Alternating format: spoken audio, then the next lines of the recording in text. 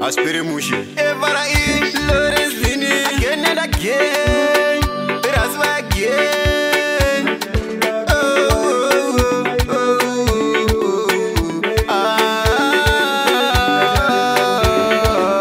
Naenda nisiye indiende ama iwe nisiye indiende Naenda nisiye indiende ndikacheuka mundifunza Naenda nisiye indiende ama iwe nisiye indiende Naenda nisiye indiende ndikacheuka mundifunza Majaira kuitirwa riteni mairasa iro muteni Naenda ndicheuke kubeki ndatarisa kumberika kufrandi Mamero anofamba achipratara tsiva yauya achanzwa Musiya ewa achatitsvaga munonyepa imamuzi chachi Naenda ndisiye indiende ama iwe ndisiye indiende Naenda ndisiye indiende ndikacheuka mundibvunza Naenda ndisiye indiende ama iwe ndisiye indiende Naenda ndisiye indiende ndikacheuka mundibvunza Nerimwe zuva muchandibvunga moyeuka pakumatota Musaita nyatsimba mutota nzira dzangu imi musadzironda Ndisiye ini ndakadaro chero muchitendine nharo Musandishaisa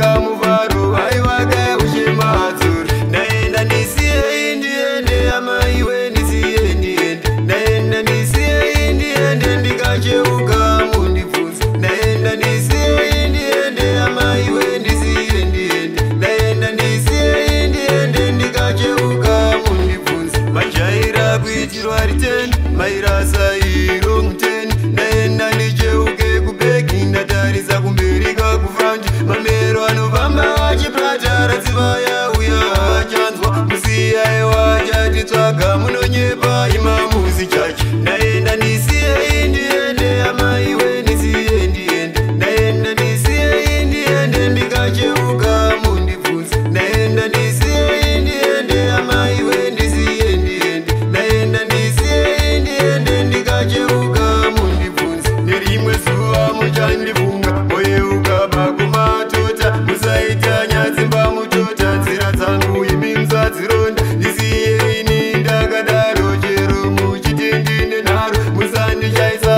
kamuvharo aiwaka ushemadzoro Naenda ndisiye indiende ama iwe ndisiye indiende Naenda ndisiye indiende ndikacheuka mundibvunza Naenda ndisiye indiende ama iwe ndisiye indiende Naenda ndisiye indiende ndikacheuka mundibvunza Majaira kuitirwa riteni mairasa iro muteni Naenda ndicheuke kubeki ndatarisa kumberika kufrandi Mamero anofamba achipratara tsiva yauya achanzwa Musiya ewa achatitsvaga munonyepa imamuzi chachi Naenda ndisiye indiende ama iwe ndisiye indiende Naenda ndisiye indiende ndikacheuka mundibvunza